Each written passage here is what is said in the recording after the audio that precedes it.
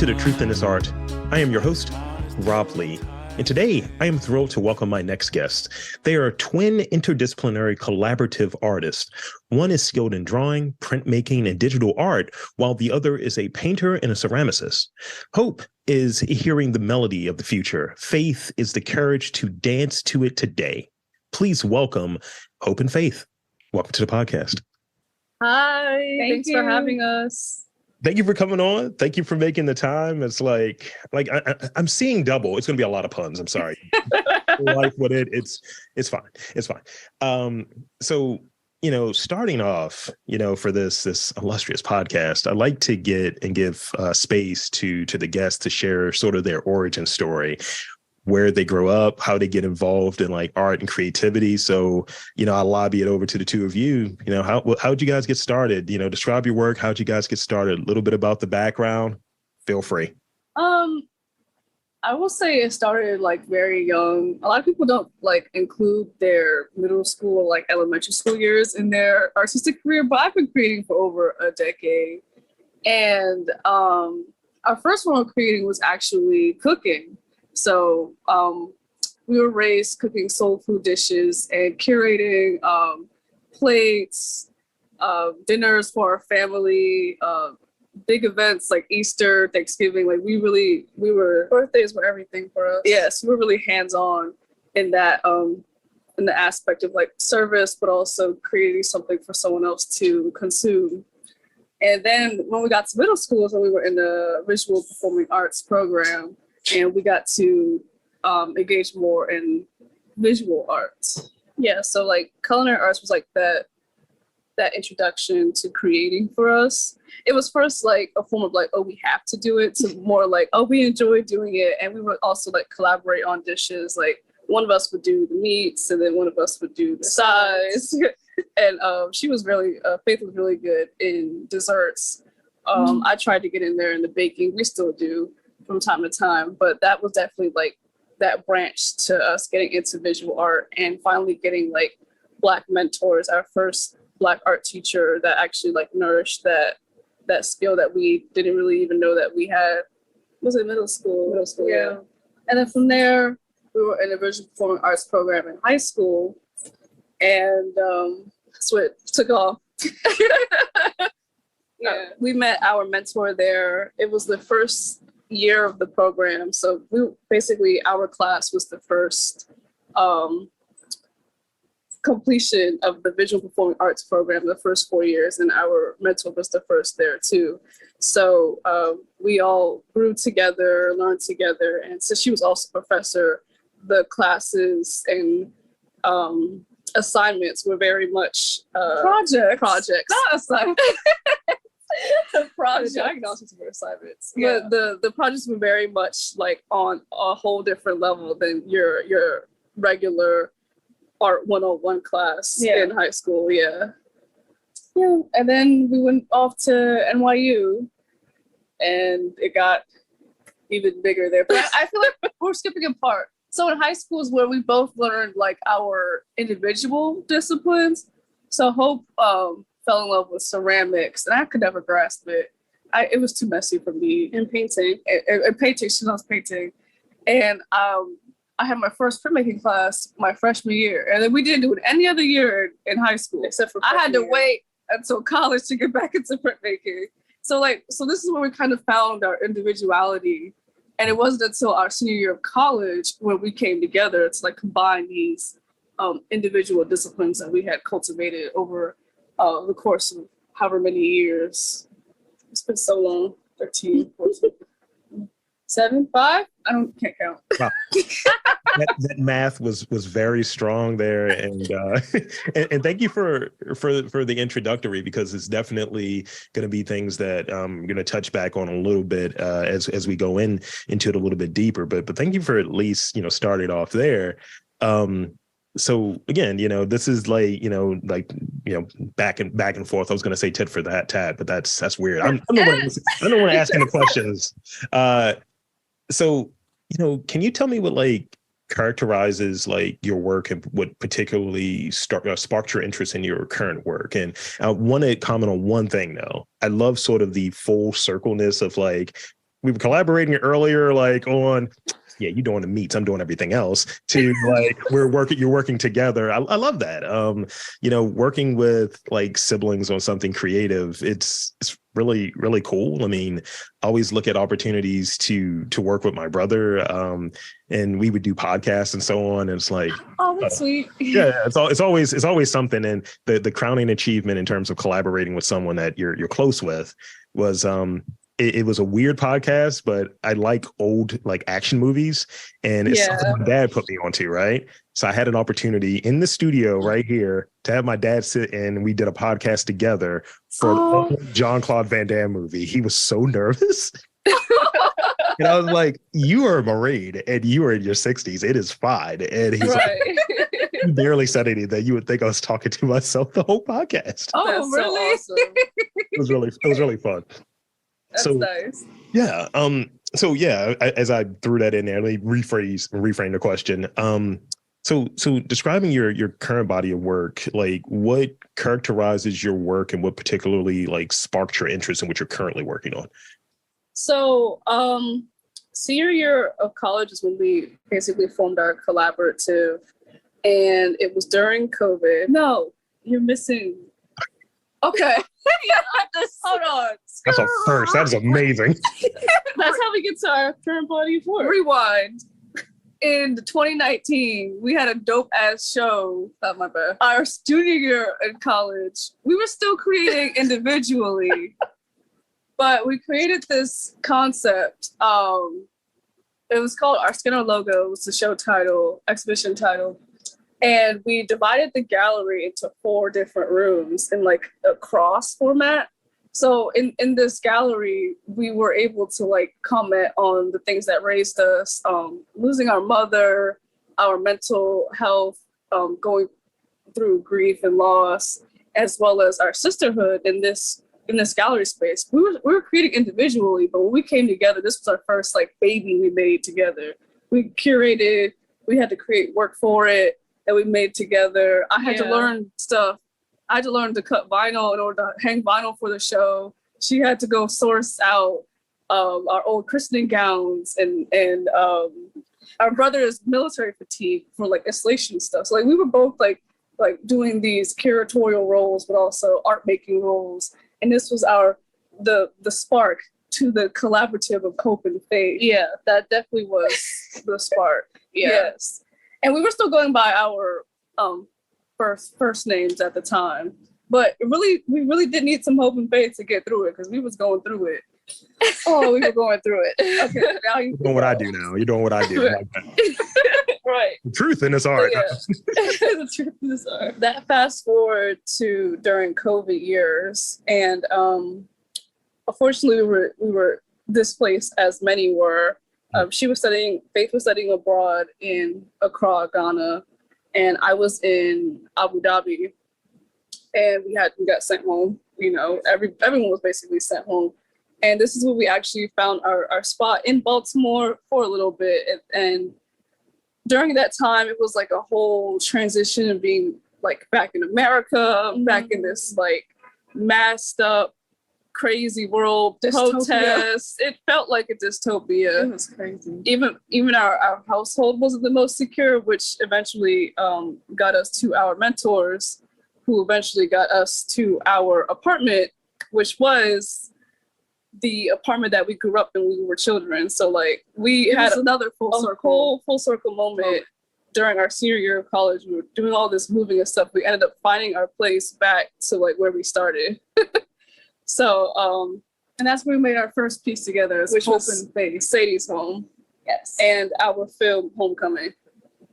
Yeah. So our current body work is definitely like investigating and also holding on to our inner child, losing our mom, being back in Maryland, because we spent 3 years in New York, and there was a part of us who didn't really want to like face those memories in Maryland. Mm-hmm. We really tried to stay away from home, but everything brought us back there. So a lot of our work is definitely like exploring the notions of motherhood, of being twins. Yeah. And also spirituality and like, how everything has happened for a reason to bring us to like this point. And our mother always said that two heads are better than one. And we grew up like bickering and bickering. It wasn't until we just recently became friends. So I say that to say that it's been a very spiritual process, creating individually and then coming together and seeing so much growth also happening individually, but also together in our relationships to ourselves and our work. Right. And our relationship has grown since then. That's been a big factor in our work, because our work is so like magical that like it's not interpreted from just one perspective. Like two people have worked, we're twins, but we have two different brains, two different bodies. You know, some people are like, oh, you know, you guys are like, but we're actually very different. Yeah. And having those two different perspectives on the same like idea of home, of this memory that we had growing up, like all of that goes into our work and our concepts and our individual disciplines that form these beautiful large scrolls that we call our babies now. So every time we say it, we would refer them to our babies. We so let's make a baby. Yeah, so they're definitely our loved children, and us like nurturing that inner child in us who didn't really have that chance to grow, because yes, we were in art, but we were going through a lot, and that I think that is what fuels our work now, is the fact that we weren't really able to be sisters and talk about what we were going through. And that's what our art is doing now. That was a nice little closing off. Yeah. Just finishing each other's sentences. It's like I've seen this on a sitcom somewhere. It's great. People say we need a reality show. I mean, look, if I can wet my beak, executive producer style, that would be just 10 on 10. So I gotta ask, like, you know, touching back on sort of, you know, tapping back into like creatively, right? Tapping back into like, I think our childhoods or what have you. I think there's a lot of creative stuff that's there. We haven't been hit with, oh, your work is boring or your work is this. We're just creating to create. Exactly. Why is that important to kind of like be able to tap back into it? And I have a follow-up question, but I at least want to start right there. I think it's important because like growing up and like getting into adulthood, we grew up really fast. So, yeah. Like because our mom was ill, we were doing a lot of things at a young age. We were writing checks and getting money orders from 7-Eleven and, you know, cooking full course meals for our entire family. We were doing a lot. And I think that's what I was gonna say before you was that we had to grow up really fast, like, and now being in adulthood, like it's really engaging with those things that we not left behind, but like Zoom past in a way. So like finger painting and like and doing board paintings and doing cartwheels and stuff that are some of our favorite pastimes. Oh, and board games. Favorite pastimes. Board games. Because it really does invigorate like those creative juices from a time that things were a lot easier, but also like a lot more open to being creative versus like, oh man, I have to go into my job and then I come home and I have to make sure that I paint this and I got to make sure it's perfect. And it's just like, but yeah. So we're really engaging with bright colors and looking like our art also and yeah. So I could take that look. That was a really funny look you gave me there. That was really like, go on. And thank you for that, because it brings me to this question of let's see, I wrote it down here. So I guess like we run into this sort of thing of like hard work and talent, right? Of I know how to do this, I can do this, and then you're gathering like new like ideas, new concepts. I find that some people take in like I got these side like hustles and these side hobbies that ultimately Yup. turn it. So speak on that a little bit of like not only like having the skill and the talent that you've, you know, like cultivated over, let's see, it was 1, it was 5, it was 7. I'm not good at math either, but you know, it's just a number, right? Like let's just decade for sake of argument, better part of a decade, right? Yeah. What are some of those like out of necessity, some of those like skills that you've added that don't really show up? Because I heard curation earlier, and that's a thing that a lot of people do and don't really claim, you know? Yeah, I would like to start. Thank you. I'm gonna say that our mom was our first curator. Put the meatballs next to this, and put the rice next.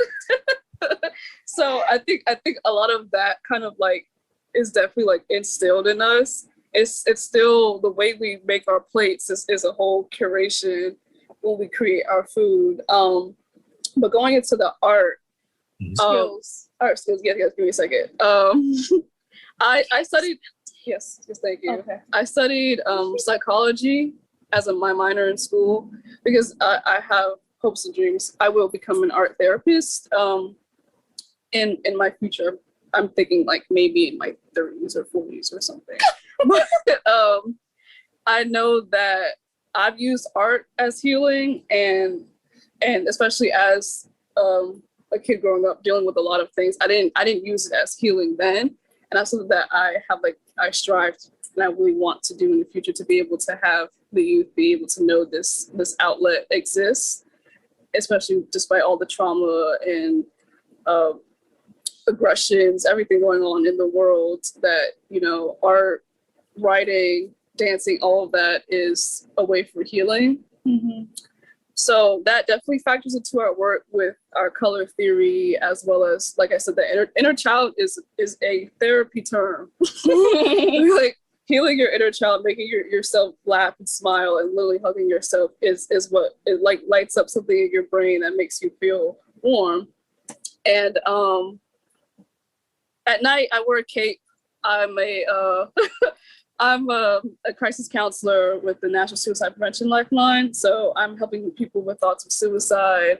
I literally, one of the things I offer them is like, have you tried like doing art or other type of coping skills, grounding techniques, things that I've learned that I want to be able to give back to people in need.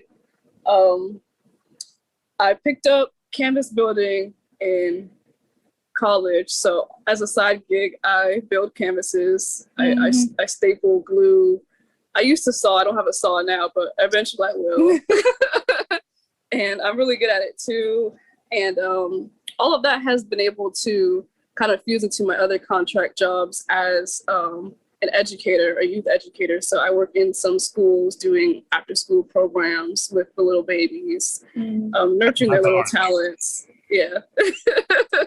So I think those are most of my side gigs, besides website building, which I kind of do but kind of don't do. But yeah, everything, a lot of things I learned in college have definitely still been in my life after college, and I want to be able to keep doing that in the future as well. Maybe a little bit less as I focus on my work, but yeah. Wow. What about your gigs? My side gigs? Miss DC Arts Curator. Oh yeah, let's talk about that. I don't know where to start. I picked up a lot of skills. Social cultural analysis. I was going to start with, I minored in social and cultural analysis in college. So I was basically studying a lot of theory, which I love. We got big foreheads and big brains. It wasn't just art for us. That's great. Exactly. I had to fit a lot up in here. Yeah, so I'm studying a lot of theory on gender sexuality studies, feminist studies, race theory. A lot of topics. List all of them. Sociology stuff, all that stuff. Yeah. So I really enjoyed like putting that into practice with my art. And that has kind of gotten me to this space that like thinking about my life as a big old curatorial project, like curating my playlist. Yeah. My bathroom is now my safe space. I have like, no, I'm serious. Like my bathroom literally has like the incense and I have a nice little self portrait. And your poems. My poems are on the wall. It's and when I go in there, everything like comes off. So I'm very very, very intentional about my space and the place I inhabit and how to curate and fit myself into this kind of energy that I would like to receive, give, and also receive. So that's something I really picked up in college because of our baby project that we put together, our skin, our logo. And currently I serve as an independent curator with the DC Art Center for their curatorial apprenticeship. And I'm being trained by a grad professor for curatorial practice at MICA. And so I'm like really learning like the ins and outs of like curating, like literally watching him because you've hang done it his show. before, but Yeah, so I've done it before, but you're doing it like full as an independent curator, full speed. Yeah. Jumping right in there. Yes, so that's something I've been really interested in. I want to branch into like getting into more like social platforms and like creating like forums and stuff eventually once I figure out how to do that. Eventually a podcast is coming. Blog. Oh, you need a blog for a website, individual ones. Anyway, so yeah, and I also do some youth arts educating. I really love helping students with their portfolios. I think that's something that's really important because in Baltimore City, after middle school, you have to apply to get into in high school. And you know, arts are always there. There's so many different arts options. And like as you get into arts high school, like you could be on a career path or change it if you want to, but like it's literally a fast track into college. If you build a portfolio when you need to build that portfolio. Yeah, so if you're not able to get into that school, you need that extra help. Yeah. Support. Yeah. So in my current position as a youth art educator, I help my kids build their portfolios, do intentional art making. Sometimes we do art fun stuff because, you know, they're kids. But other times it's like, we need a title for this. Yeah. And I want to know the meaning behind it. Artist statements. Artist statements. All of that stuff. And so their gears are turning and they've created some really beautiful work and I'm really proud of them. I went to their showcase last week and it was phenomenal. They have more projects this year than I do. Like they've been going at it in the work. Yeah, I think there's so many different concepts, wire and paint and painting on chairs, clay, making dioramas. Like they're sculptors now. Yeah. they can list all these sources on their skills on their resumes if they wanted to. That's what I'm really proud of. And I just want to wrap it up with you know, there's two of us here. Let's talk about all the things we do. Writing is very important to me, and that's something I don't think I picked it up in college. I would say it started a lot younger. I think you've always had it. Yeah, because I've always liked typing, and I was always getting like good grades on my essays and stuff, but I never really like read into it until like junior year of high school, where I was like, oh yeah, I'm actually a pretty good writer. So yeah, that brings us to creative writing, and now I integrate that into my practice, as well as integrating into some of the curriculum and lessons I do with the youth. A lot of storytelling is involved in, I think, both of our practices. Yeah, definitely. And creative writing is definitely one of my babies that I'm still very much nurturing. They're growing. You know, still gotta burp them here and there, but it's really funny actually. But yeah, gonna be a lot of laughs. Yeah, creative writing is definitely one of the main things that I have picked up, and it's helped my curatorial projects. You know, you gotta write curator statements, our applications. Yeah, our applications. I'm the one typing the descriptions for our artwork and stuff. So tag team. Yeah, we tag team it. Definitely like looking at like the writing piece there, definitely I'm just like grant writing, all of the grant writing. Yeah, we got our first grant. Yeah. Wow, that was synchronized. Yeah.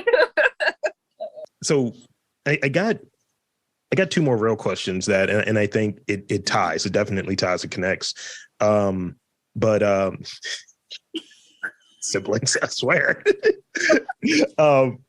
So peeling back the onion a little bit, in the fact that you both have your own individual practices, processes, and everything that goes into like making your work, but also you come together and you collaborate. Could you share like what like is the secret or the trait that you think most creative people share? Ooh, yeah, I'm coming out of left field with new ones, with new questions. that's a good one. Oh, I have an answer. We were on an artist panel at the Martin Luther King Jr. Library, because we have a piece that was recently installed there. And one of the artists also on the panel, Emar Hutchins, he said that artists have one foot in this world and one foot in the other. And that resonated with me. I was like, that is so true. Like, it doesn't matter what kind of art you make. Like, it's coming from another place. You're literally like channeling and powering through your hands to create something completely new.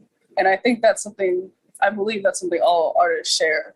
Creatives in general, yeah. Even musicians, dancers, culinary artists, mm-hmm. Would they just be creating recipes? Yeah. Oh, this is paired with this. How do you know? How do you know that? We're home chefs out here. You out here making 5-star meals. Yeah, I agree with that. It's definitely I don't know how to follow that, honestly. Like, you said it. Yes. Creators share having one foot in this world and one foot in the other. And definitely a passion and drive to see something different, see something like a new. Right. Yeah. Because obviously, in order to be a creative, you create. So, which means you're building something from nothing to emulate this thing, this idea that you've had in your head. So I think it's definitely like life-changing.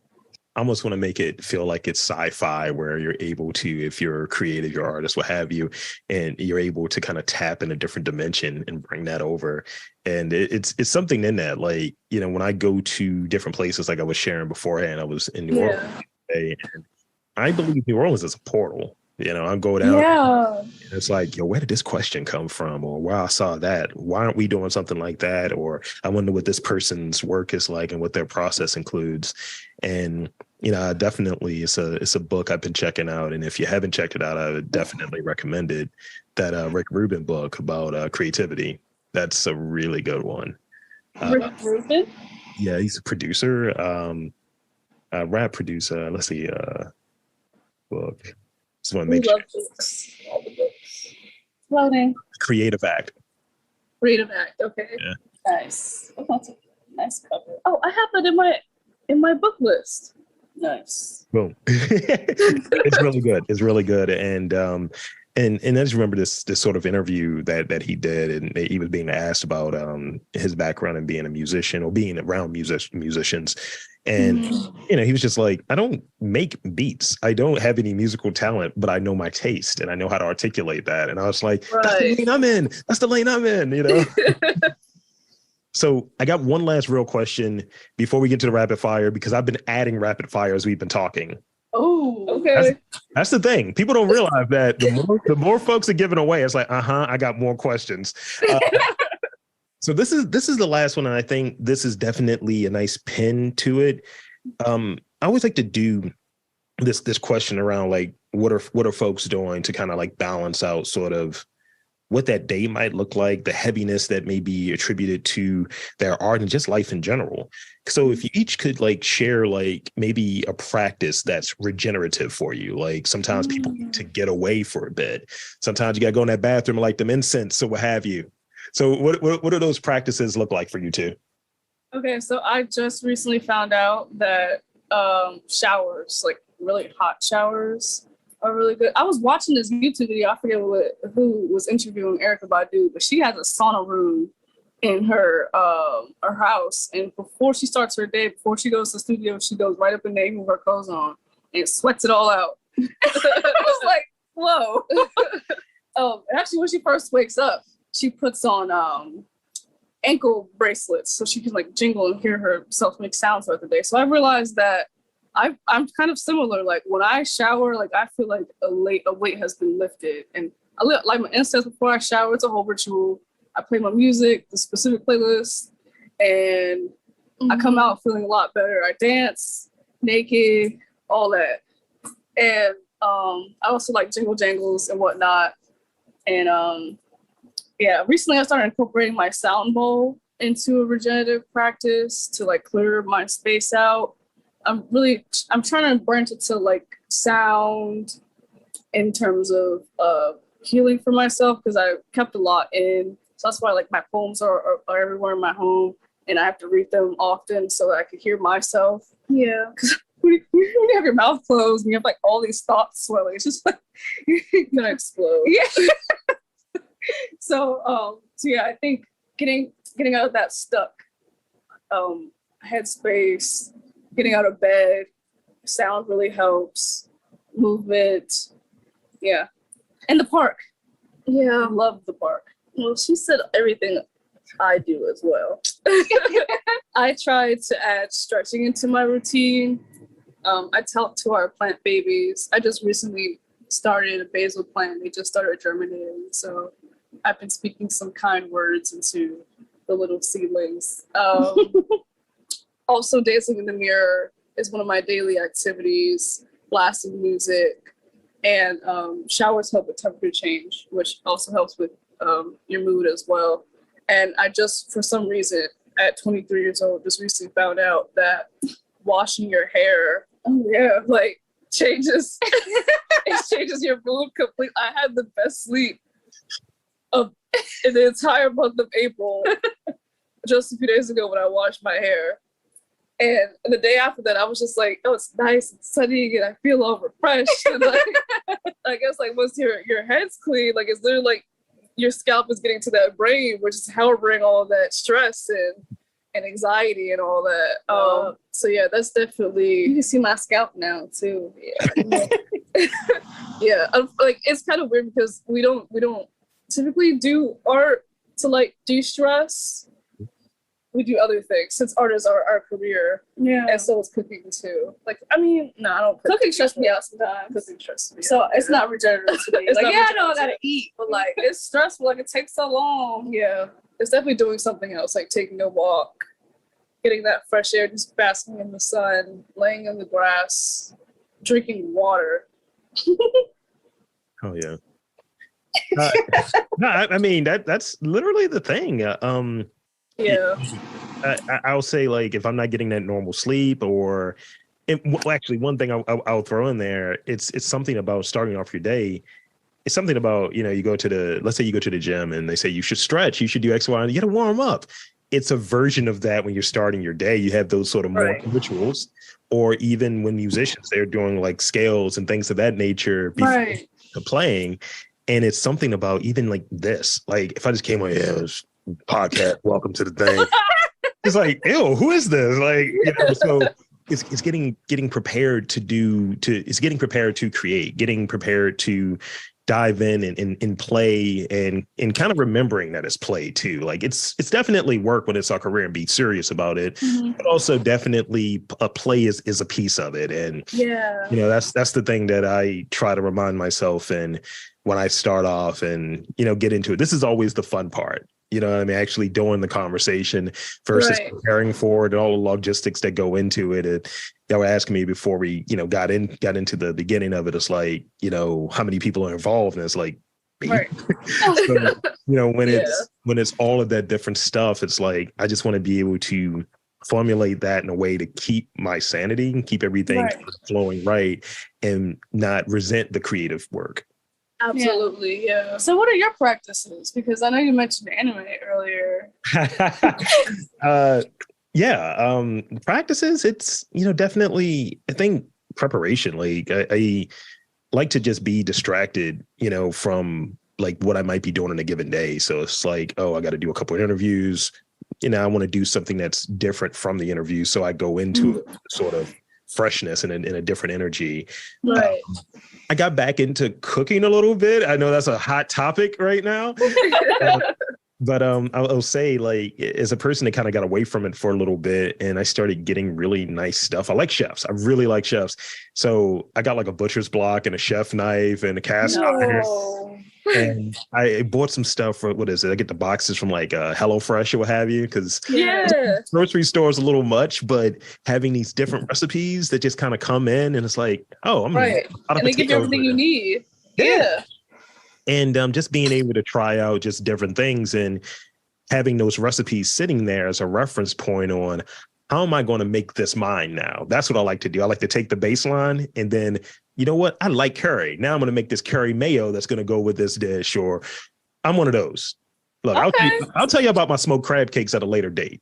Oh, and they have a Japanese influence to it. I do things. Okay.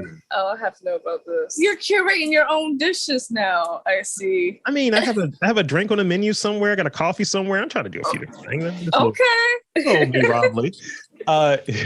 So, and I have many more, but those are at least some of the ones that are top of mind. But I at least want to go into these rapid fire ones because now there are 6. There are 6 rapid fire questions. All right. Let's go. And these are for both of you. I did not separate these at all. They were separated at one point. Now they're not. I'm going to go with the easiest one. Okay. What are your favorite colors? Burgundy, gold, red. Just naming the mines. Go on. Silver, yellow, blue, and red. Primary colors. That is like the Colombian flag, I believe. I heard this earlier. Favorite board game? Ooh. It's not Monopoly. It's not Monopoly. Like that you just really like, it's not Monopoly. It's not Monopoly. I do like the game of life, actually. Yeah, you do like it. Yeah. I don't know if I have one yet. Candyland.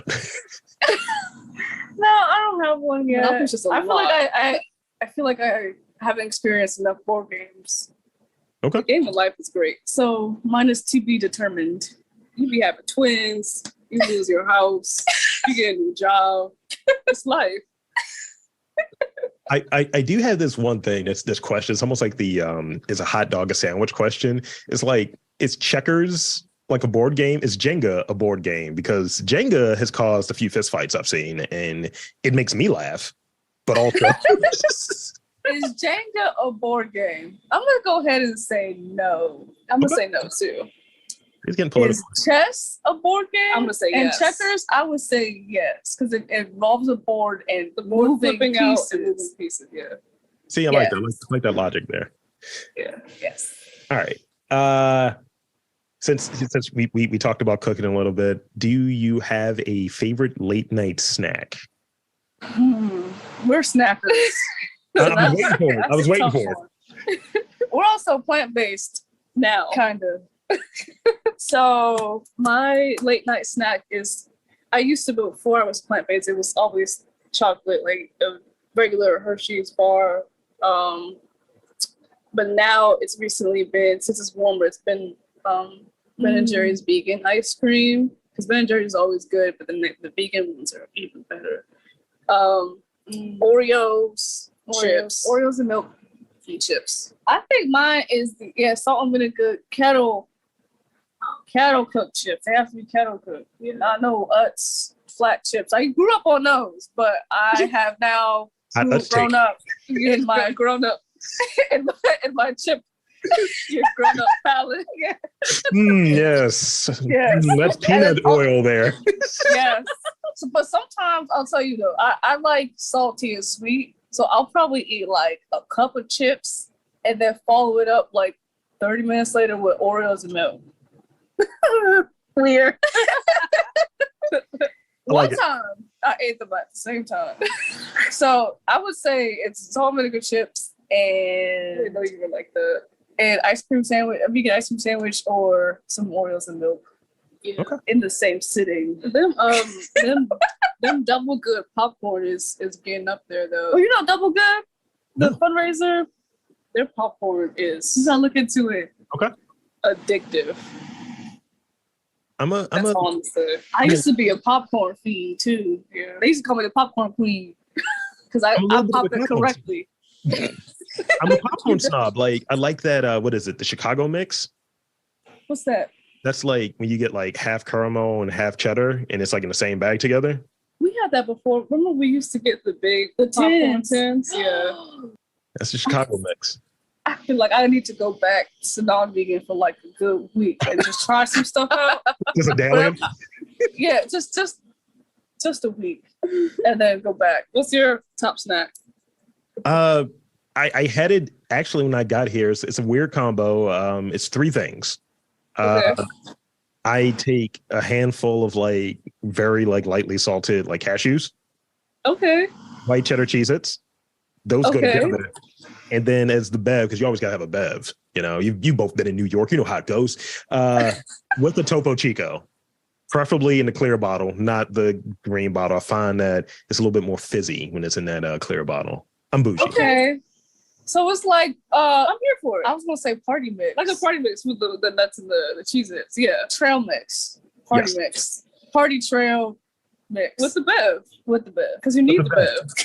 Yeah, you have like, dry mouth while you're trying to eat these like salty deliciousness. It's exactly. I might start throwing raisins in there. Then it really, truly will be a trail mix. Trail mix. Right. Right about that. Or cranberries. I like the craisins. The craisins, yeah. I used to have that like a peanut butter and jelly sandwich, but it's with the wild, like the crunchy peanut butter. Let's not be commoners and go creamy. He said commoners. Peasants. It's like life is already easy enough. Let's have a little chunk in your life, Yeah, you got to more. It's really stupid. Okay, you can only pick one of these next things. Okay. What are you watching, listening to, or following that you would recommend for someone to check out? Kind of like a shout out thing, sort of. Can you say that one more time? What are you watching, listening to, or following that you would recommend someone check out? So one of the three. Watching, listening to, or following. What about reading? Or reading. Yeah. Okay. Reading. Have you read Open Water yet? I have not. You have it with you. She's gonna go get it. What's the name? By Caleb Zuma Nelson. Caleb Azuma Nelson. Got it. It is a beautiful book. It's curatorial. It's love. It's hurt. It's blackness. It's all that. Check it out. Open Water. There's a playlist on Spotify too, because like he mentions like songs in it in the book, and like you can literally like listen as you're reading. Anyway, it's a little dope. double dip right there. I like that. Yes. So, Open Water. I would say when I need to cleanse from all of the Netflix binging I do, I tend to watch Netflix's Explained. They have like The Mind Explained. They have Sex Explained. Mind Explained is 2 seasons. I'm not sure about Sex Explained. I haven't gotten there yet. But The Mind Explained is really informational about like the amygdala and the brain, fear factor, anxiety, brainwashing, stuff like that. Things that like you're like you of course you've like known of, but like they really go deep into like actually like talking to people who've experienced like these different fears and anxieties, and psychedelics is one of them too, which is the excellent one, and the history about it as well.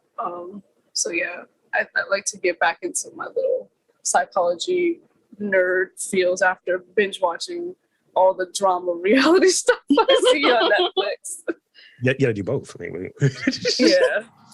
Let's see. Actually, you already answered the first one, so that's stupid to re-answer. So this is the last one. This is the last one I got for you. It's a very good way to kind of wrap it. Yeah.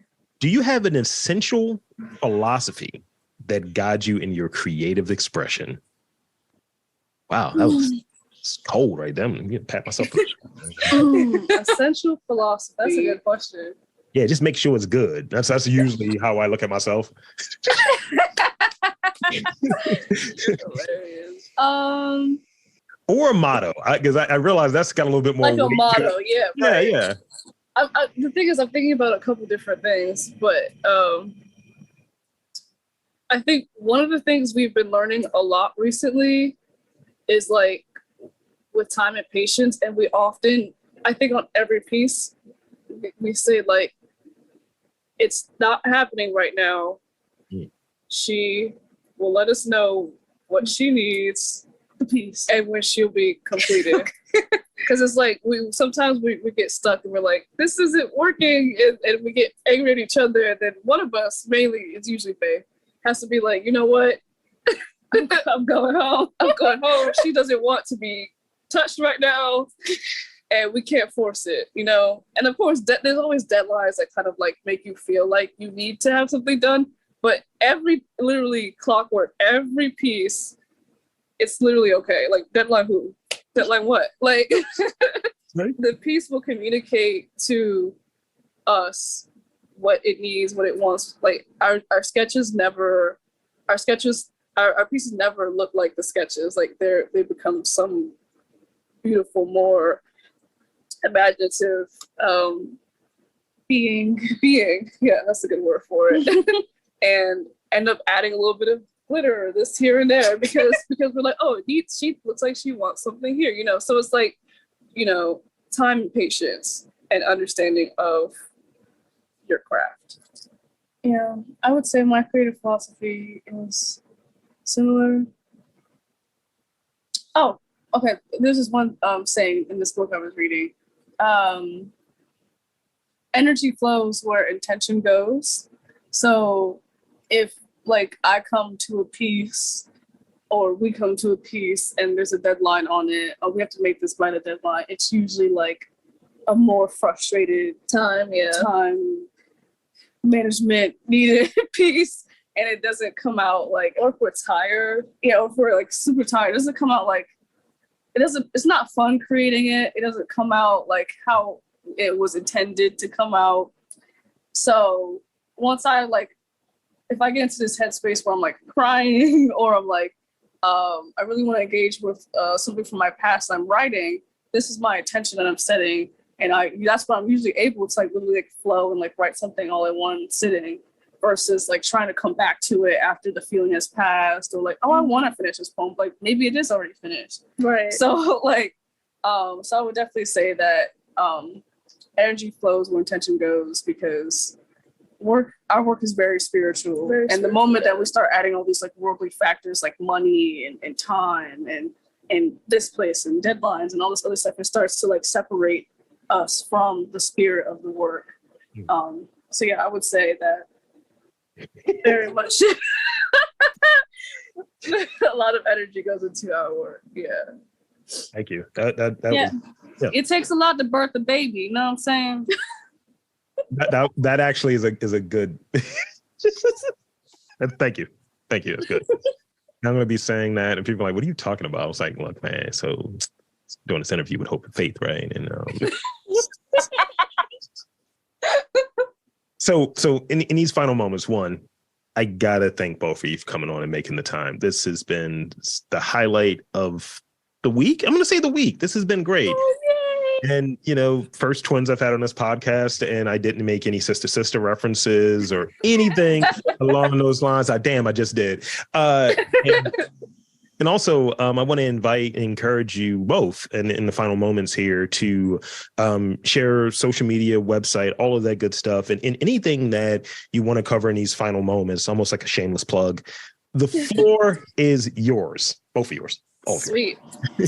Well, to start, our socials, our website and Instagram is hopeandfaith.art. Facebook is Hope and Faith Creations. And we have an exhibition coming up this summer and fall. And Faith is curating an exhibition in the fall as well. Yeah, so stay tuned. Yes, please follow us. We love talking, as you can tell. also, if you're in the Baltimore area, our first public art piece is up at the Creative Alliance outside. Residence. Yes, where we are artists in residence. Yeah. So take a look, and maybe you'll see some strange sightings out there. Take some pictures with them, tag us and whatnot. Come by our studio. Yeah, studios. I just have to add that we've been living together for 22 years until Creative Alliance said, you know what, there's someone moving out. Do you guys want your own spaces? And it's literally been such a blessing. It's made our babies, our creations, love us even more. We love each other even more, and our energy has just been more aligned since being able to be together, but also have our space. So come see our studios. And there you have it, folks. I want to again thank Hope and Faith for coming onto the podcast. And I'm Rob Lee, saying that there's art and culture in and around your neck of the woods. You've just got to look for it.